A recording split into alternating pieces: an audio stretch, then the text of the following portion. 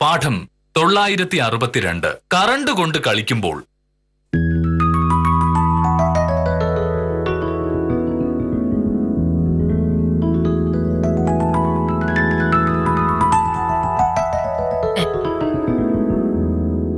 മോനേട്ടാ, ഒന്നുകൊണ്ട് എഴുന്നേറ്റ് വന്നേ, ഒരു അത്യാവശ്യ കാര്യമുണ്ട്. ഞാൻ വളരെ പ്രധാനപ്പെട്ട ഒരു ജോലി ചെയ്തുകൊണ്ടിരിക്കുകയാണ്.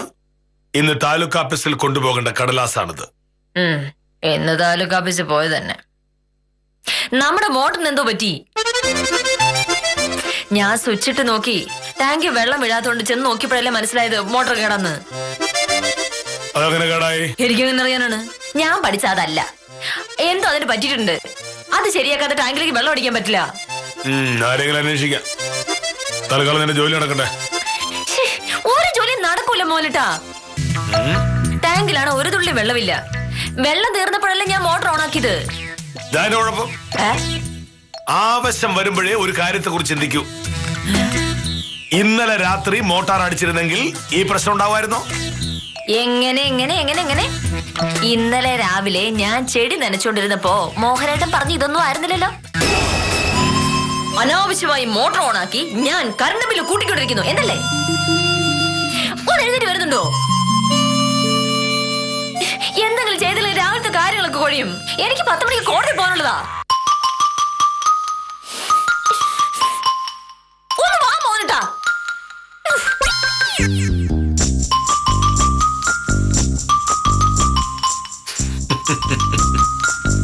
ഭാമേ, നിന്റെ ഭർത്താവിന്റെ ബുദ്ധിയെപ്പറ്റി നിനക്കൊന്നും അറിയില്ല.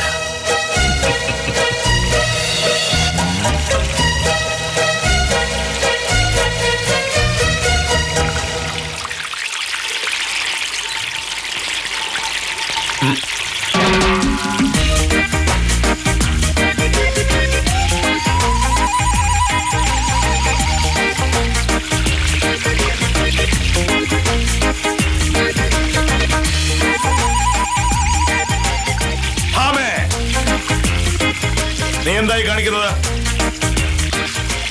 ചെടി നനച്ചോണ്ടിരിക്കുന്നു. മഴ പെയ്തിട്ട് കുറച്ചു ദിവസം ആയില്ലേ, എല്ലാം വാടി തുടങ്ങി.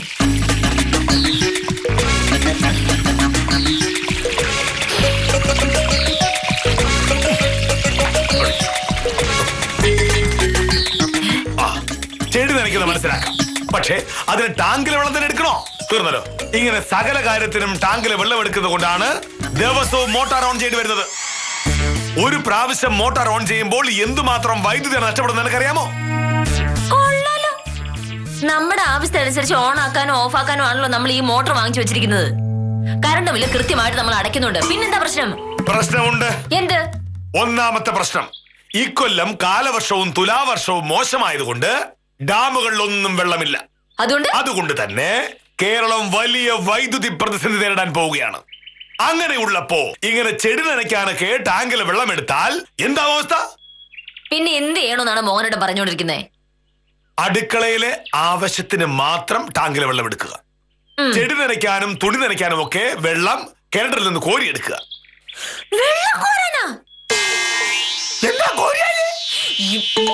കയറുകൊണ്ടല്ലോ കിണറ്റിൽ ആവശ്യം പോലെ വെള്ളവും ഉള്ള പോലെ എന്താ നടന്നതല്ലേ? കോരിയാ മതി. എനിക്ക് സൗകര്യമില്ല കേട്ടോ. ഒരു ജോലി ചെയ്യാതെ സുഖമായി തിന്ന് ജീവിച്ച് ശീലിച്ചു പോയി. ഇപ്പൊ ശരീരമണി ഒന്നും ചെയ്യാൻ നിനക്ക് കഴിയുന്നില്ല. ഇങ്ങനെ ഒന്നും ചെയ്യാതിരിക്കുന്നത് കൊണ്ടാണ് നിന്റെ തടി ഇങ്ങനെ കൂടി കൂടി കൂടി കൂടി വരുന്നത്. ഇന്നു മുതൽ അടുക്കളയിൽ ആവശ്യത്തിന് മാത്രം മോട്ടാർ ഉപയോഗിച്ചാൽ മതി. ബാക്കി വെള്ളം കിണറ്റിൽ കോരണം. നീ ഇങ്ങനെ തോന്നും പോലെ മോട്ടാർ ഉപയോഗിക്കുന്നത് കൊണ്ട് എത്ര രൂപയാണ് വൈദ്യുതി ചാർജ് ആവുന്നത് നിനക്കറിയാമോ? ഓ, അപ്പൊ അതായിരുന്നല്ലേ ശരിക്കുള്ള പ്രശ്നം. കറണ്ട് ചാർജ് ഈ പ്രാവശ്യം 25 രൂപ കൂടി. അതിനായിരുന്നു ഈ ബഹളം മുഴുവൻ ഉണ്ടാക്കിയത്. എന്നാ മോഹനേട്ട കേട്ടോ, എനിക്ക് വെള്ളം കോരാൻ സൗകര്യമില്ല. അങ്ങനെ കഷ്ടപ്പെട്ട് വെള്ളം കോരേണ്ട കാര്യം എനിക്കില്ല.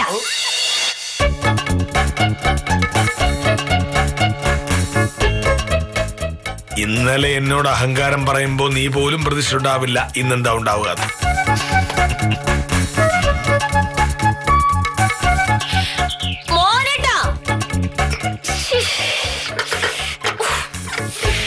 ഈ നേരമില്ലാത്ത നേരത്താണല്ലോ ടീച്ചറാ മോട്ടർ കേടായത്. ഇനി എന്ത് ചെയ്യാനാണ്? മോനേട്ടാ, എന്തൊരു ദുഷ്ടാന്ന് നോക്കിയേ, ഒന്ന് തിരിച്ചു നോക്കുന്നുകൂടിയില്ല. എന്റെ അമ്മ ഇതൊന്നും ഇടാനും പറ്റുന്നില്ലല്ലോ.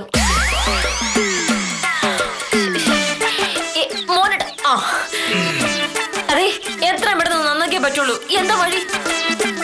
എനിക്കെന്തായാലും മോട്ടാർ നന്നാക്കാൻ അറിയില്ല. ഞാൻ ഒരു വില്ലേജ് ഓഫീസറാണ്. മോഹനേട്ട നന്നാക്കണമെന്നല്ല ഞാൻ പറഞ്ഞത്. ഇത് നന്നാക്കാൻ പറ്റി ആരെങ്കിലും ഒന്ന് വിളിക്കാനാണ്. ഈ സമയത്ത് ആര് വരാനാ? മണി 7:30 ഉള്ളൂ. കടയൊക്കെ തുറക്കണമെങ്കിൽ 10 മണിയാവും. 10 മണിക്ക് മോട്ടർ വന്നിട്ട് എനിക്ക് ഓഫീസിൽ പോയാൽ മതിയോ മോനേട്ടാ? നീ എന്തിനാണ് ഇങ്ങനെ ബഹളം ഉണ്ടാക്കുന്നത് ഭാമേ? ഇന്നൊരു ദിവസത്തേക്ക് വെള്ളം കോരിക്കൂടെ നിനക്ക്? വെള്ളം വേണം. എന്താ പാട്? എന്താ പിന്നെ മോട്ടർ കോരിക്കും? എന്റെ കൈക്കൊരു വേദന. ഇല്ലെങ്കിൽ ഞാൻ തന്നെ ചെയ്യുമായിരുന്നു. ഇന്നലെ ഞാൻ പറഞ്ഞില്ലേ ഭാമേ, വെള്ളം കോരുന്നത് നിനക്ക് ശരീരത്തിന് നല്ലതാ. എനിക്ക് സമയം വേണ്ടേ? പിന്നെന്ത് ചെയ്യാനാ? നിനക്കും എനിക്കും സമയത്ത് ഓഫീസിൽ പോകണമെങ്കിൽ വെള്ളം കോരാതെ വേറെ വഴിയില്ല. എന്നെ കൊണ്ട് വയ്യ. നിനക്ക് വയ്യാന്ന് നീ ഇന്നലെ പറഞ്ഞല്ലേ. ഇന്ന് നീ വെള്ളം കോരുന്നത് എങ്ങനെയാണെന്ന് ഞാൻ കാണിച്ചു തരാം. ഉത്തമ ഞാൻ വിചാരിച്ചാലും മിടുക്കനാണല്ലോ. സാറേ, 700 രൂപ എന്നൊക്കെ പറഞ്ഞ അത്ര കൂടുതലാണ്. 2 മാസം കൂടുമ്പോഴല്ലേ കറണ്ട് ബില്ല് വരുന്നത്. എന്നാലും 700 രൂപ കൂടുതൽ തന്നെ ഉത്തമ. കുറയ്ക്കാൻ പറ്റുന്നിടത്തോളം ഉപയോഗം കുറച്ചില്ലെങ്കിൽ പ്രശ്നമാണ്. പക്ഷേ ഇത് ഭാമയോട് പറഞ്ഞിട്ട് കാര്യമില്ലല്ലോ. വീട്ടിൽ ഒരുപാട് വൈദ്യുതി ഉപയോഗിക്കേണ്ടി വരുന്നത് മിക്സിക്കും ഇസ്തിരിപ്പെട്ടിക്കും വേണ്ടിയാ. മിക്സി ഉപയോഗിക്കരുത് എന്ന് പറഞ്ഞാൽ അവൾ പറയും, എങ്കിൽ ഇനിമേലിൽ ഒന്നും അരയ്ക്കാതെ കറി വെച്ചാൽ മതിയോ എന്ന്.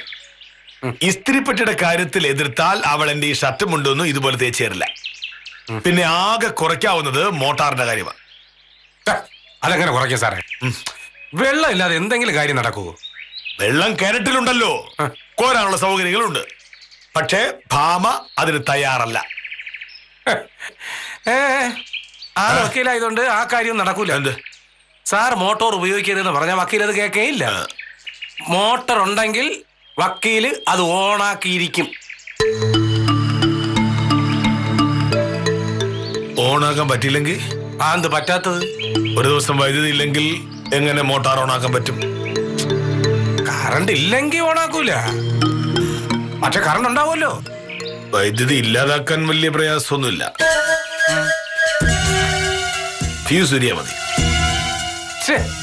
സാറേ, അപ്പൊ മൊത്തം കറണ്ട് പോകൂലേ? അങ്ങനെ കറണ്ട് ഇല്ലാതെ വന്നു കഴിഞ്ഞാൽ വക്കീൽ ഇലക്ട്രിസിറ്റി ഓഫീസിൽ വിളിക്കുകയും ചെയ്യും. അതോടെ സാറിന്റെ കള്ളി പൊളിയുകയും ചെയ്യും. ഇത് പണ്ടൊരിക്കൽ ചെയ്തിട്ടുള്ളതാ. അപ്പൊ മോട്ടാർ കേടാക്കിയാലോ? പക്ഷേ പിന്നെ നന്നാക്കണമെന്ന് തോന്നുമ്പോ നമ്മൾ കാശ് കൊടുക്കേണ്ടി വരൂലേ? വേറെ ബുദ്ധിയുണ്ട് സാറേ. എന്താ? മോട്ടറിലേക്കുള്ള കറണ്ട് മാത്രം കട്ട് ചെയ്യണം. അതെങ്ങനെ? അതെ, ഈ സ്വിച്ചിൽ നിന്ന് മോട്ടറിലേക്ക് പോകുന്ന വയറെ മണ്ണിൽ കുഴിച്ചിട്ടിരിക്കുകയല്ലേ? അതെ. അത് ഇടയിൽ വച്ച് മാന്തി എടുത്ത് കട്ട് ചെയ്ത് വീണ്ടും കുഴിച്ചിടണം. അപ്പൊ പിന്നെ മോട്ടർ ഓൺ ആവൂലല്ലോ. വീട്ടിൽ കറണ്ട് ഉള്ളത് കൊണ്ട് മോട്ടർ കേടായതാണെന്ന് വക്കീൽ വിചാരിച്ചോളൂ. അത് കൊള്ളാം. ഒരു ദിവസം അവിടെ വെള്ളം കോരിയാൽ പിന്നെ എനിക്ക് ധൈര്യമായിട്ട് പറയാം. അത് കട്ട് ചെയ്യാൻ എന്താ ഒരു വഴി? അതൊക്കെ ഞാൻ ഏറ്റു സാറേ. ഇന്ന് വക്കീൽ കോടതിയിലേക്ക് പോയി കഴിയുമ്പോ ഞാനത് കട്ട് ചെയ്തോളാം. പിന്നെ സാറേ, ആ കേബിള് കട്ട് ചെയ്ത് ഞാനാണെന്ന് വക്കീൽ ഒരിക്കലും അറിയരുതേ. ഒരിക്കലുമില്ല. ഉത്തമൻ എനിക്കൊരു സഹായം ചെയ്തിട്ട് ഞാനത് മറക്കുവോ? ഉത്തമൻ ധൈര്യമായിട്ട് വയറ് കട്ട് ചെയ്തോളൂ.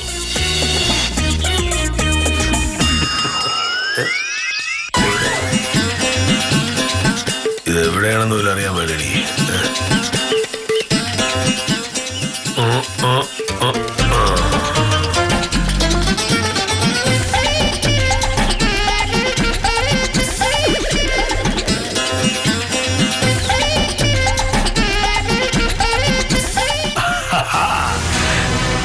എത്ര ഭംഗിയായിട്ടാ ഉത്തമ കാര്യങ്ങൾ ചോദിച്ചിരിക്കുന്നത്. നിന്നെ ഞാൻ മര്യാദ പഠിപ്പിച്ച് കാണിച്ചു തരാം ഭാമേ. ഇതില്ല, അതൊട്ടിച്ചു അതുകൊണ്ട് കുഴപ്പമില്ല.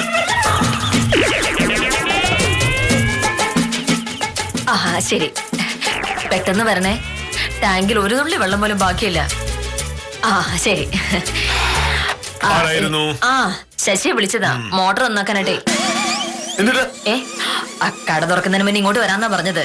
ശശി വന്ന പിന്നെ രക്ഷപ്പെട്ടു, ഇല്ലെങ്കിൽ പിന്നെ എന്ത് ചെയ്യും എന്തോ. അയ്യോ, ശശി ഇങ്ങോട്ട് വരാൻ നോക്കണമല്ലോ. വഴിയുണ്ടോ? വെള്ളം കോരാതെ രക്ഷപ്പെടാമെന്ന് നീ കരുതണ്ട ഭാമേ.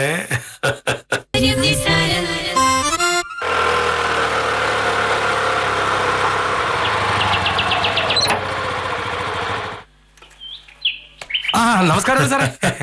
സാറേ, നമ്മുടെ തെക്കയിലെ ഗോവിന്ദൻകുട്ടിയെ പോലീസുകാർ പോയിക്കൊണ്ട് പോയി. യോഹന്നാൻ ചേട്ടനുമായിട്ടുണ്ടായ വഴക്കിന്റെ പേരിലാണെന്നാണ് കേട്ടത്. സംഗതി എന്താണെന്ന് കൃത്യമായി പോലീസുകാർ പറഞ്ഞില്ല. രാവിലെ പോലീസ് വന്നപ്പോ ഗോവിന്ദൻകുട്ടി പല്ലും തേച്ചുകൊണ്ടിരിക്കുകയായിരുന്നു. നേരെ വന്ന് ജീപ്പിലോട്ട് എടുത്ത് കയറ്റി കൊണ്ടുപോയി. വക്കീലിനൊന്ന് കാണാൻ വേണ്ടി വന്നതാണ്. വക്കീൽ വിചാരിച്ചാലേ ആളെ പുറത്തിറക്കാൻ പറ്റും. വക്കീൽ എന്ന് വിചാരിക്കാൻ വളരെയധികം പ്രയാസമാണ്. അത് പറ്റി എന്ത് പറ്റിയെന്ന് ഉത്തമൻ അറിയില്ലേ? ഉത്തമനാണല്ലോ ഇതിന്റെ സംവിധായകൻ. ഞാനാ മോട്ടാർ അനങ്ങിയിട്ടില്ല. ഇനി വെള്ളം കോരുകയല്ലാതെ വേറെ രക്ഷയില്ല എന്ന് മനസ്സിലായപ്പോ വക്കീൽ അതിനുള്ള തയ്യാറെടുപ്പ് തുടങ്ങിക്കഴിഞ്ഞു. ടാങ്കിൽ ഒരു തുള്ളി വെള്ളമില്ല. അടുക്കളയിലേക്ക് വെള്ളം കോരണം, തുണി അലക്കാൻ വെള്ളം കോരണം, ചെടി കൂടി നനയ്ക്കണമെങ്കിൽ ഒരുപാട് വെള്ളം കോരേണ്ടി വരും. സാറേ സാറേ സാറേ, കറണ്ട് കട്ട് ചെയ്ത് ഞാനാണെന്ന് വക്കീൽ അറിഞ്ഞൂടല്ലോ. ഒരിക്കലുമില്ല സാറേ. വക്കീല് സംഭവം പറഞ്ഞാലേ പിന്നെ ഈ നൂറ്റാണ്ടിൽ ഒരു ആവശ്യമായിട്ട് എനിക്ക് ഇതിനകത്ത് കയറി വരാൻ പറ്റൂല. അറിയില്ല എന്ന് കെ മോഹനൻ സാർ പറഞ്ഞു കഴിഞ്ഞു. ഓ ഓ ഓ ശരി ശരി. അപ്പൊ പിന്നെ ഞാൻ വക്കീലിന്റെ അടുത്ത് ഒന്ന് സംസാരിക്കട്ടെ. സാറേ, സാറും കൂടെ വാ. സാറും കൂടെ വാ. തനിയെ പോയാൽ മതി. ചെല്ലേ. ശരി. വക്കീലേ, വക്കീലേ.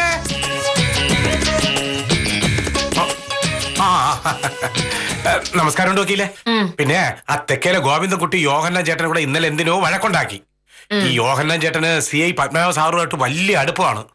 ഇന്നലെ യോഹന്നാൻ ചേട്ടൻ വിളിച്ച് പറഞ്ഞത് കൊണ്ട് ഇന്ന് വെളുപ്പാങ്കാലത്ത് പോലീസുകാർ ഗോവിന്ദൻകുട്ടി എടുത്തോണ്ട് പോയി. വക്കീലൊന്ന് CI വിളിച്ച് പറഞ്ഞില്ലെങ്കിൽ സംഗതി കുഴപ്പാവും. എനിക്ക് ഒട്ടും സമയം ഇല്ലാതിരിക്കും ഉത്തമ. ഒരു 11 മണിയാകുമ്പോഴേക്കും ഉത്തമ വക്കീൽ ഓഫീസിലേക്ക് വന്നാൽ മതി. എന്താ? അത് നടക്കൂല വക്കീലെ. എന്താണ്?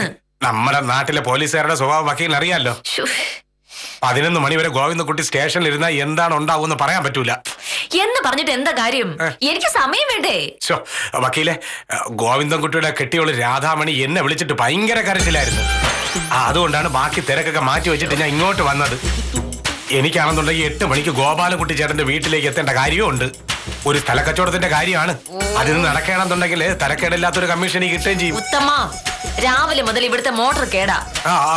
അടുക്കളയിലെ ആവശ്യത്തിന് വെള്ളം കോരാതെ വേറെ വഴിയൊന്നുമില്ല. അല്ലെങ്കിൽ തന്നെ എനിക്ക് ഭയങ്കര തിരക്കാ. അതിനിടെ വെള്ളം കൂടെ കോരാനുള്ള പാട് ഉത്തമൻ അറിയാലോ. ഇതിനൂടെ എന്നെ CI കൂടെ വിളിക്കാൻ പോയിട്ടുണ്ടെങ്കിൽ എന്റെ കാര്യങ്ങൾ മുഴുവൻ മുടങ്ങും. വക്കീലെ, വക്കീൽ വിചാരിച്ചാലേ രക്ഷയുള്ളൂ.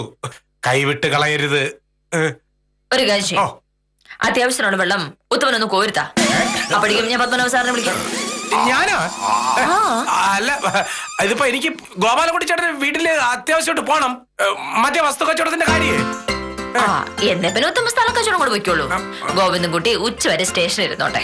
അയ്യോ, അങ്ങനെ പറയല്ലേ വക്കീലെ. എന്ത്? ഇതിപ്പോ വെള്ളം കോരി തരാൻ പറ്റുമോ?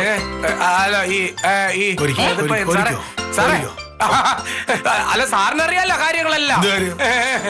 സാറൊന്ന് വിചാരിച്ച പ്രശ്നം എല്ലാം തീരും. സാറ് വിചാരിക്കും ഓനേട്ടനെ കൊണ്ട് വെള്ളം കോരിക്കാൻ ഞാൻ വിചാരിച്ചിട്ട് നടന്നിട്ടില്ല. പിന്നെയാണ് ഇനി ഉത്തമ വിചാരിച്ചാല്.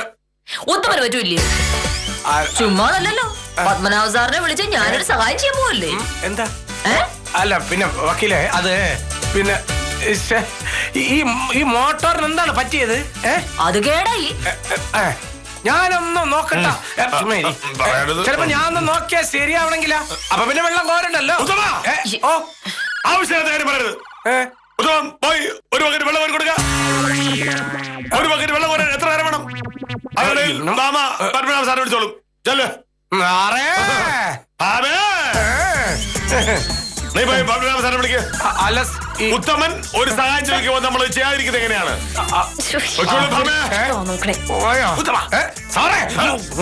സത്യം തുറന്നു പറഞ്ഞാൽ പിന്നെ ഈ ജന്മത്ത് ഞാൻ ഒരു സഹായം ഉത്തരം ചെയ്തു തരില്ല. ഒരു ബക്കറ്റ് വെള്ളത്തിന്റെ കാര്യമുള്ളൂ. കണ്ട സാറിനെ സഹായിക്കാൻ വന്ന ഞാൻ ആപ്പിലായല്ലേ. സാറ് കൂടെ വാ. നമ്മള് 2 പേരും കൂടെ വെള്ളം കോരി കഴിഞ്ഞാൽ സംഗതി എളുപ്പമാവുമല്ലോ. 2 പേരും വെള്ളം കോരും. സമയം കളല്ലേ ഗോവലോട്ടിയുടെ ഇവിടെ എത്തണ്ടേ?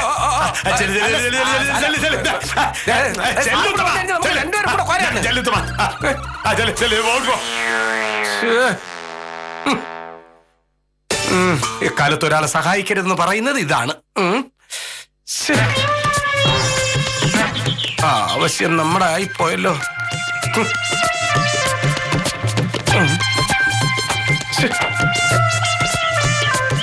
നമുക്കിത് തന്നെ വേണം.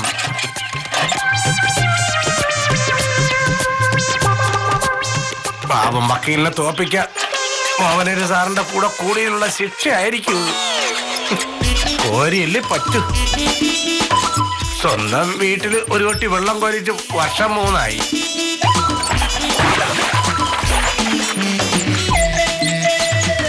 എന്റെ പൊന്നെ. ഓ ഇതൊന്നുകൊണ്ട് തീർന്ന മതിയായിരുന്നു. പയറ് കട്ട് ചെയ്തത് ഞാനാണെന്ന് കൂടെ വക്കീൽ അറിഞ്ഞാ പിന്നെ എല്ലാം തീർന്നു. എന്താ യുത്തമ?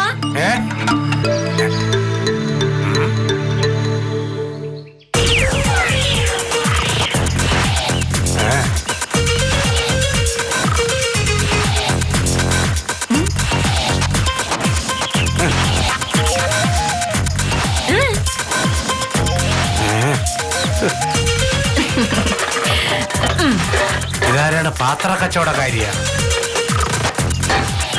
ഇതെന്താണോ കിലേ? ഇതെന്താണെന്നേ ഇത്? ഇതിലെല്ലാം വെള്ളം കോരി നിറയ്ക്കണം. ഇത്രയും പാത്രത്തില? ഇവിടെ എന്താണ് വല്ല കല്യാണോ 16 അടിയന്തരം നടക്കേണ്? ഉത്തമ, ഒരു വീടാകുമ്പോ വെള്ളത്തിന് എന്തുമാത്രം ആവശ്യം വരുമ്പോൾ നിങ്ങൾ ആണുങ്ങൾക്ക് മനസ്സിലാവില്ല. ഉത്തമന് നേരെ വീടിന് അടുക്കള കയറിട്ടുണ്ടാവില്ലോ. ഭക്ഷണം ഉണ്ടാക്കണം, പാത്രം കഴുകണം, ഭക്ഷണം കഴിച്ചിട്ട് കൈ കഴുകണം, പിന്നെ കുറെ തുണി അലക്കാനുണ്ടല്ലോ, പിന്നെ മോനിട്ട് കുളിക്കാൻ വെള്ളം ചൂടാക്കണം. ഇതിനെല്ലാം കൂടി നിറയെ വെള്ളം വേണ്ടേ? അല്ല വക്കീലേ, പിന്നെ എനിക്ക് പോയിട്ട് അത്യാവശ്യമുണ്ട്, അതാണ്. അങ്ങനെ പോയാലോ എങ്ങനെ ഉത്തമ? ഞാൻ വിളിച്ചപ്പോ CA പത്മനാഭ സാറ് ഭയങ്കര ബിസിയാ. സാറിനോട് സംസാരിക്കുന്ന പ്രശ്നങ്ങൾ തീരില്ലല്ലോ. സാറ് തിരിച്ചു വിളിക്കുമായിരിക്കും. അതുവരെ എന്തായാലും ഉത്തമൻ ഇവിടെ തന്നെ നിക്കണമല്ലോ. അപ്പൊ പിന്നെ വെറുതെ ഒന്നും ബോറടിക്കണ്ട. ഇതെല്ലാം ഇങ്ങനെ വെള്ളം കോരി നിറയ്ക്കും, നല്ല രസല്ലേ? അതൊന്നും വക്കീലേ, ഞാൻ നേരത്തെ പറഞ്ഞല്ലോ, എനിക്ക് കൃത്യം 8 മണിക്ക് തന്നെ ഗോപാലൻകുട്ടി ചേട്ടന്റെ വീട്ടിലെത്തണമെന്ന്.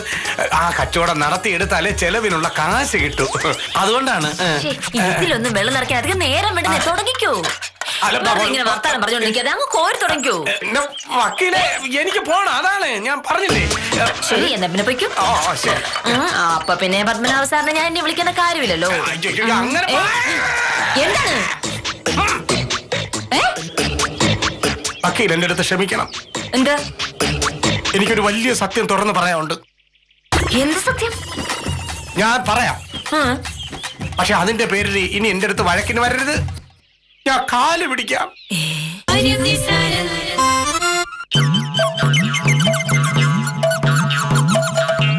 ചെടികൾക്കൊക്കെ ചെറിയ വാട്ടമുണ്ടല്ലോ.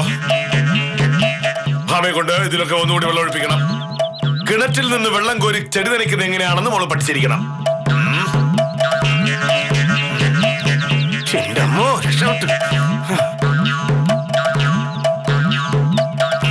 സംവിധായക, പക്ഷെ ഞാൻ കുറച്ച് വെള്ളം കോരിയുള്ളൂ. ഞാനേ കൃത്യം 8 മണിക്ക് ഗോപാലൻകുട്ടി ചേട്ടന്റെ വീട്ടിലെത്തിയേ പറ്റുള്ളൂ എന്ന് പറഞ്ഞപ്പോ വക്കീല് പറഞ്ഞു, ഉത്തമ പൊയ്ക്കോ, ബാക്കി ഞാൻ കോരിക്കോളാന്ന്. വെള്ളം കോരി പഠിക്കേണ്ടത് അവള് തന്നെയാണല്ലോ. ഇന്നലെ ഇവിടെ വെച്ചാണ് അവൾ എന്നോട് പറഞ്ഞത് വെള്ളം കോരി എനിക്ക് സൗകര്യമില്ല എന്ന്. എന്തായി? ഭാമയെ കൊണ്ട് അടുക്കളയിലേക്ക് മാത്രമല്ല ഈ വീട്ടിലെ സകല ആവശ്യത്തിന് ഞാൻ അവളെ കൊണ്ട് വെള്ളം കോരിപ്പിക്കും. സാറ് വിചാരിച്ച പോലെ തന്നെ നടക്കുമല്ലോ. എന്നാ പിന്നെ ഞാൻ പൊക്കോട്ടെ സാറേ, സമയം താമസിക്കും. ഗോപാലൻകുട്ടി ചേട്ടനെ കാത്തിരിക്കുകയായിരിക്കും. ഇനിയും ഇത്തരം ആവശ്യങ്ങൾ വരുമ്പോൾ ഞാൻ ഉത്തമനെ വിളിക്കും.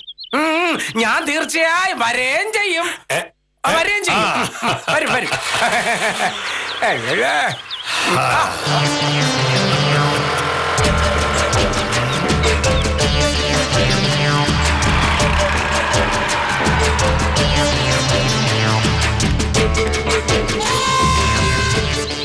ശശി കൃത്യസമയത്ത് എത്തിയല്ലോ.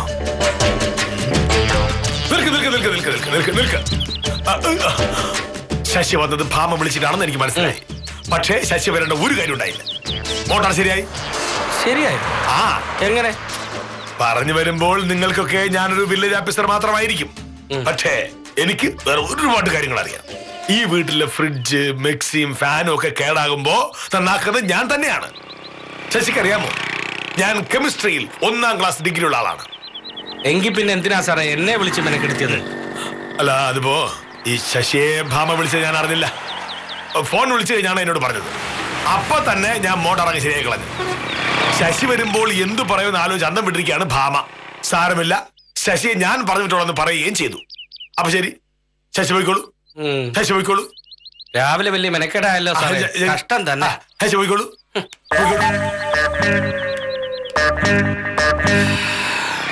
മോളെ സത്യഭാമേ, അങ്ങനെ ഒന്നും മോട്ടാർ ശരിയാവുകയില്ല.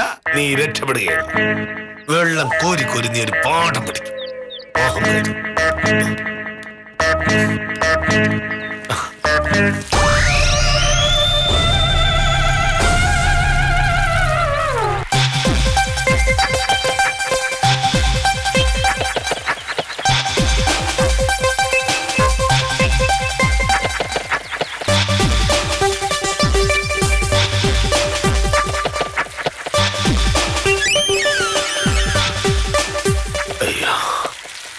പണിപാളി.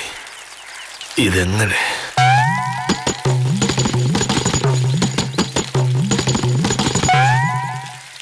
ആരത്? വില്ലേജ് ഓഫീസറോ? എന്തൊക്കെയാണ് വിശേഷം? സുഖം തന്നെ? എന്താ ഇങ്ങനെ അന്തം വിട്ട് നോക്കണേ? നിൽക്കുന്നത് ഇതിന് മുന്നേ കണ്ടിട്ടില്ലേ? ഈശ്വര, എന്താ സംഭവിച്ചത്? സമയം കളയാതെ മോഹനട്ട ചെല്ല്. എന്തൊക്കെ ജോലി ബാക്കിയുള്ളതാ? ഫ്രിഡ്ജിന്റെയും മിക്സിയുടെയും ഇസ്തിരിപ്പെട്ടിയുടെയും എല്ലാം വയർ മുറിക്കാനുള്ളതല്ലേ? അറിഞ്ഞു, എല്ലാം അറിഞ്ഞു. ഉത്തമനോട് ഞാൻ പറഞ്ഞതാ ഒക്കെ മുറിക്കാൻ. പക്ഷേ ഇത്തരം വേറെത്തരങ്ങൾ ഇനി കാണിക്കൂലെന്ന് പറഞ്ഞ് ഉത്തമ സ്ഥലം വിട്ടു.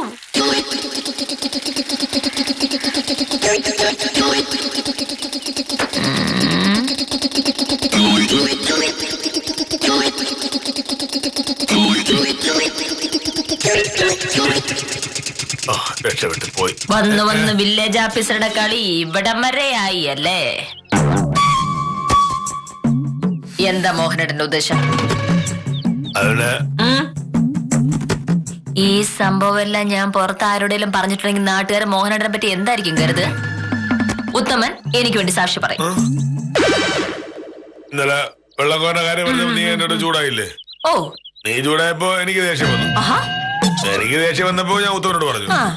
അപ്പൊ ഉത്തമനാ പറഞ്ഞു വയറ് മുറിക്കാന്ന്. ഉത്തമൻ തന്നെയാ എന്നോടൊക്കെ പറഞ്ഞതും കണക്ഷൻ ശരിയാക്കി തന്നു. ഉത്തമനെ വെച്ചിട്ടുണ്ട്. 10 രൂപ ലാഭിക്കാനായി ഏതറ്റം വരെയും പോകുന്ന മഹാനാണ് വില്ലേജ് ഓഫീസർ എന്ന് അറിയാവുന്നവർക്കറിയാം. അങ്ങനെ പോയ പോക്കുകളിലൊക്കെ അദ്ദേഹം എവിടെ എത്തി എന്നതും ചരിത്രമാണ്. ചരിത്രത്തിൽ നിന്നും പഠിക്കാത്ത മോഹനകൃഷ്ണന് അഭിവാദ്യം അർപ്പിച്ച് ഇന്നത്തേക്ക് വിടാം. കാര്യം നിസാരം തുടരുന്നു. ഭക്ഷണം വളരെ സൂക്ഷിച്ച് കഴിക്കേണ്ടതാണ്.